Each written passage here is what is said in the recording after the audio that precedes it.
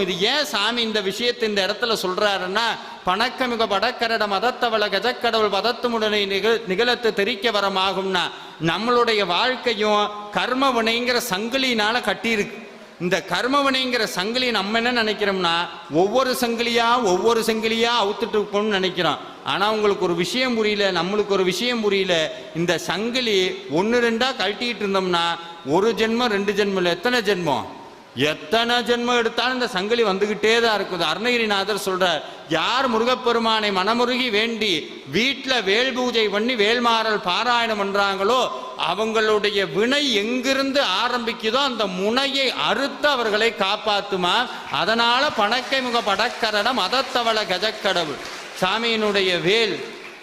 இப்ப சொல்லுங்க, வேலை வீட்டில் வைக்கலாமா வைக்க கூடாதா? இப்ப அதுல எலுமிச்சம்பழம் குத்தணுமா குத்தக்கூடாதா? ஏன் குத்த வேண்டாம்? நான் சொல்லலை, சாமியே சொல்றார். சூரபத்மனை கொல்லணும்னு வேல் போகுது, வேல் பாஞ்சு போகுது. எப்படி போச்சான்?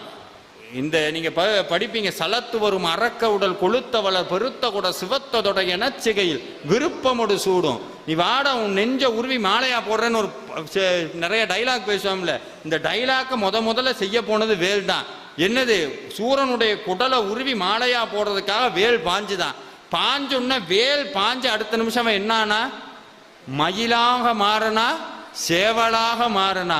கொல்லணும்னு நினைச்ச சூரபத்மனையே கொல்றதுக்கு மனசில்லாம நல்லவனா மாத்தி முருகன் கூட சேர்த்து வச்ச வேளா நம்மகிட்ட எலும்புச்சம்பளம் பழகி இருக்கும். அப்ப சாமி நம்மகிட்ட கேட்கறது என்ன?